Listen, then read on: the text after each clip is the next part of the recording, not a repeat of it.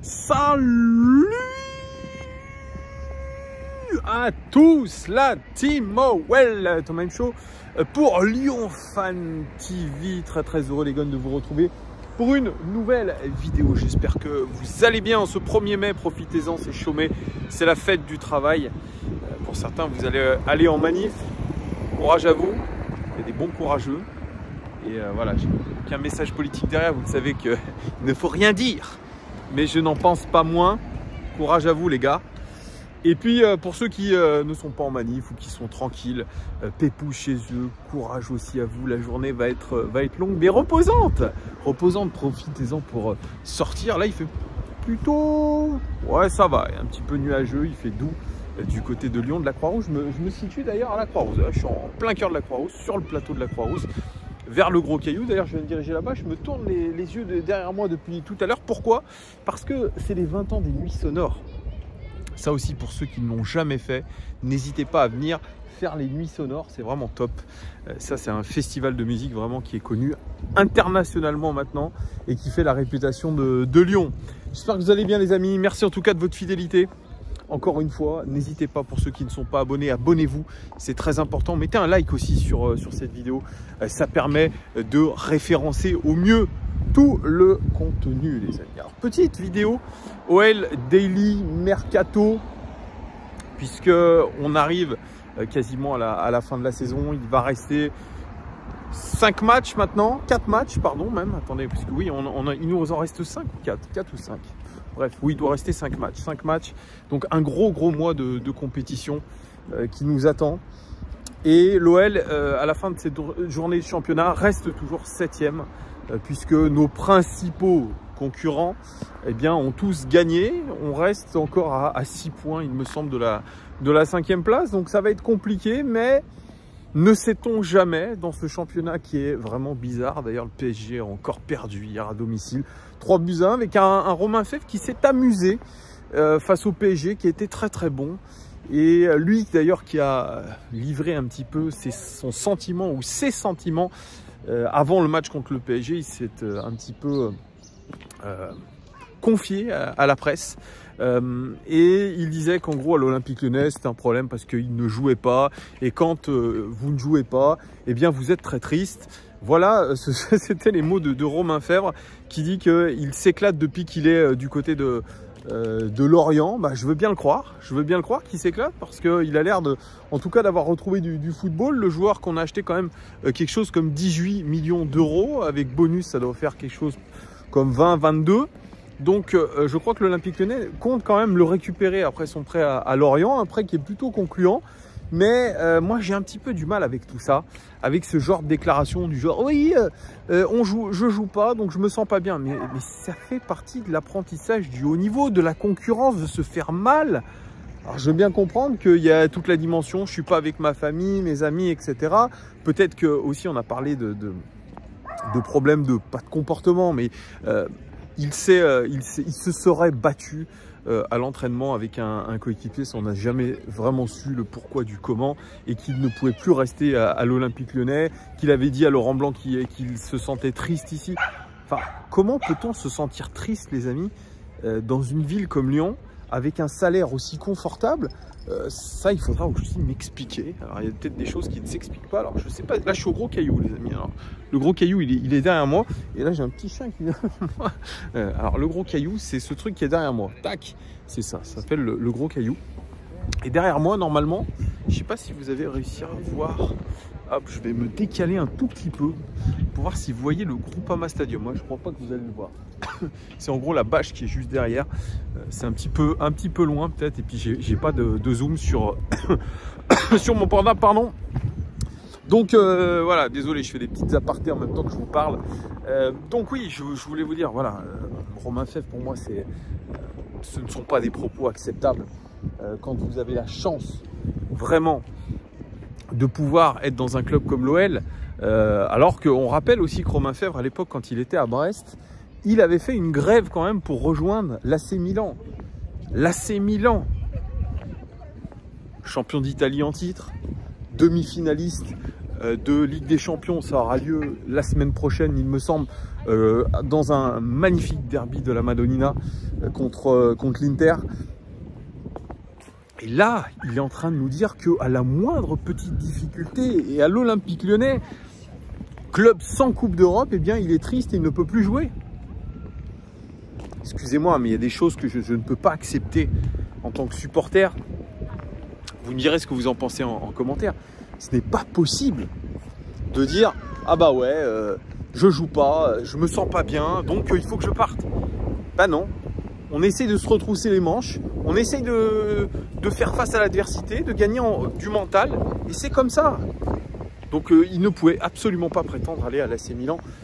Quand on voit d'ailleurs comment, notamment le Belge De Ketelaere a du mal à s'intégrer à Milan, bah, c'est comme ça. Ce sont des grands clubs, et dans des grands clubs, il y a de la concurrence. Donc, il va falloir un petit peu, pour Romain Fèvre, je pense, essayer de se changer le mindset et d'aller un peu plus de l'avant. Donc moi je suis pas pour récupérer Romain Fèvre par rapport à cet état d'esprit qui m'énerve, mais je pense que l'OL va tout faire en tout cas pour le récupérer et pour essayer de rentabiliser l'investissement sur un joueur qui nous a compté quand même, je vous l'ai dit, plus de 18 millions d'euros en tout. Donc c'est quand même beaucoup. On espère qu'il reviendra quand même avec un mindset un peu plus positif, les amis.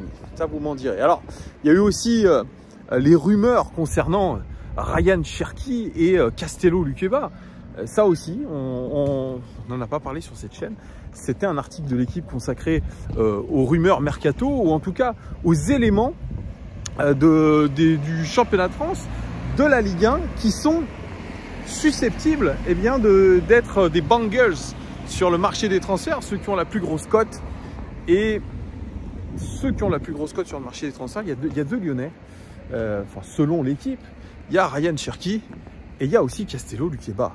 Ryan Cherki, grâce à ses bonnes prestations, on va dire ça, ou en tout cas à un nombre de matchs suffisant, et notamment en tant que titulaire, il a débloqué une année optionnelle dans son contrat. Donc il est lié à l'Olympique Lyonnais jusqu'en 2025, avec à la clé évidemment une revalorisation salariale à hauteur de 300 000 € par mois, ce qui est absolument énorme pour le garçon qui aujourd'hui a eu des fulgurances. On peut pas dire l'inverse. Il y a eu des fulgurances pour Ryan Cherki, mais ce n'est pas suffisant. Ce n'est pas suffisant. On demande à lui, comme à beaucoup d'autres joueurs dans l'équipe, de la constance.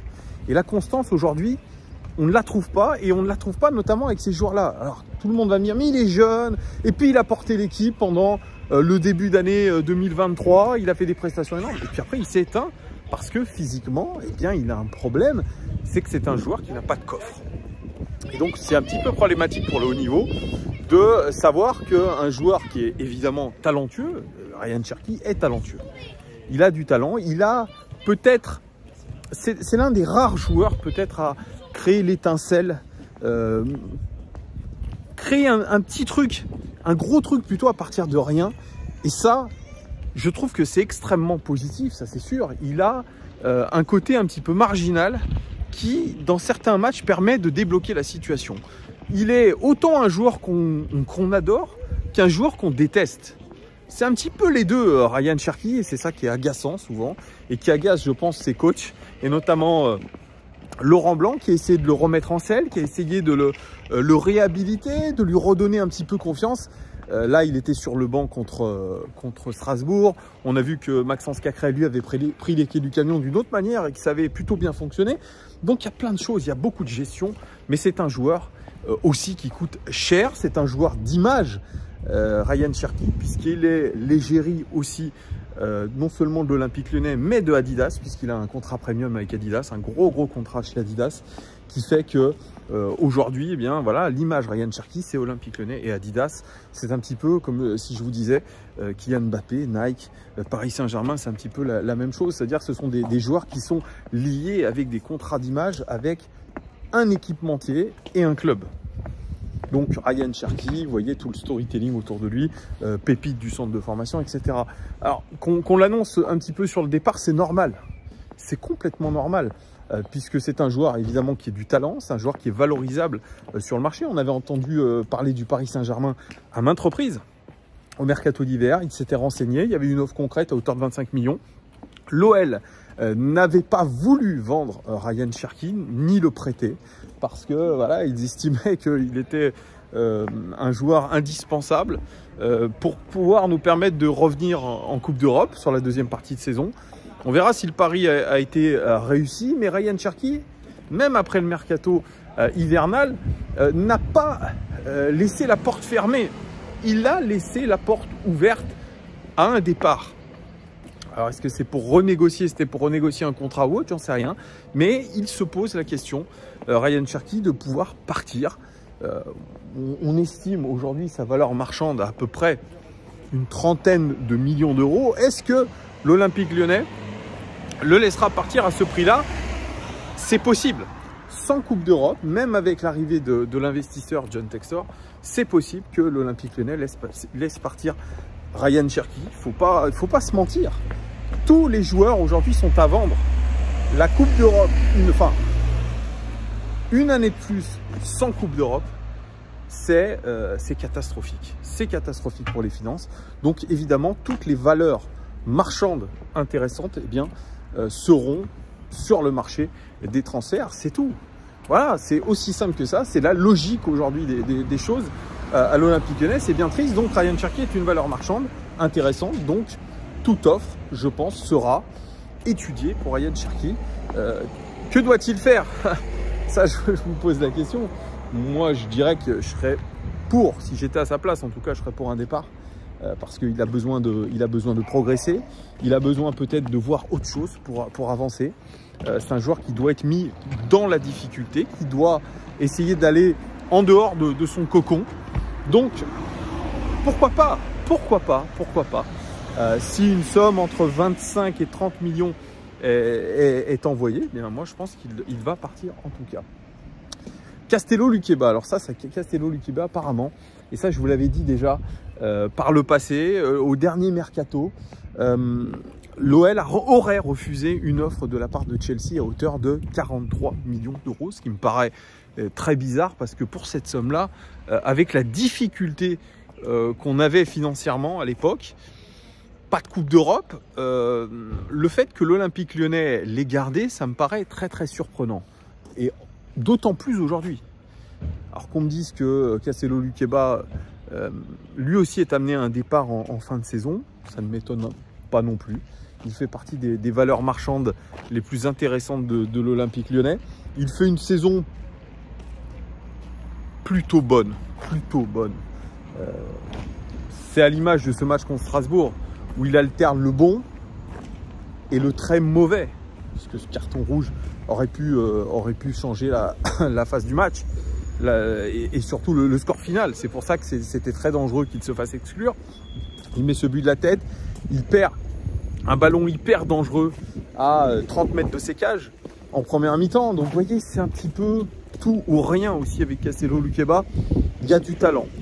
C'est un garçon qu'il va falloir polir, qu'il va falloir post-former encore plus. Et puis peut-être que le haut niveau, dans un autre championnat, dans une autre grosse équipe, peut lui permettre, désolé, je bouffe des pollens, peut lui permettre d'atteindre un plus haut niveau de performance.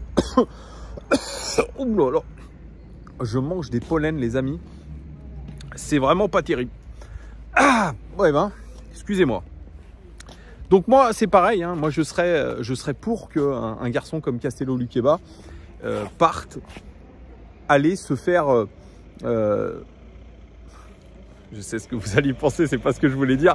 Aller se faire une expérience supplémentaire à l'étranger dans un grand championnat. On a parlé de Chelsea, je pense que c'est pas le bon plan aujourd'hui d'aller à Chelsea, tellement l'effectif est pléthorique. L'effectif de Chelsea, ça ne sert à rien d'aller là-bas. Donc Malo Gusto va expérimenter tout ça. On verra comment se débrouille Malo. Mais en tout cas, voilà, Castello Luqueba, évidemment, pour une trentaine, quarantaine de millions d'euros, il partira, je pense.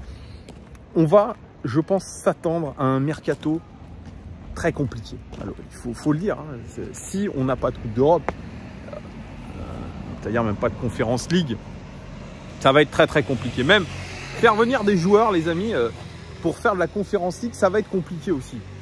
Il faut l'avoir en tête. Tout ce qu'on va essayer de faire sur ce mercato va être compliqué. On aura surtout, je pense, un mercato de restructuration de la direction sportive du club. C'est surtout ça qu'il faut attendre aujourd'hui. Donc, on verra, mais ce n'est que le début. Le mercato va battre son plein. Il y aura d'autres rumeurs, il y aura d'autres joueurs qui seront annoncés, je pense, sur le départ, qui ne voudront pas rester à l'Olympique Lyonnais. Ça va être intéressant, cette fenêtre de mercato. Elle va débuter très vite, hein, puisque le championnat là, va se terminer début juin. Je crois que les dates de mercato, ça doit être peut-être fin juin. En tout cas, il va y avoir beaucoup de rumeurs, beaucoup de choses, je pense, beaucoup d'actualités côté Olympique Lyonnais. Et on sera là pour en parler. Merci de m'avoir suivi. Profitez de votre 1er mai, les amis. Alors, je ne sais pas quand est-ce que je vais poster la vidéo. S'il est déjà passé le 1er mai, eh bien, j'espère que vous avez bien profité. Et on se retrouve très très vite. Ciao!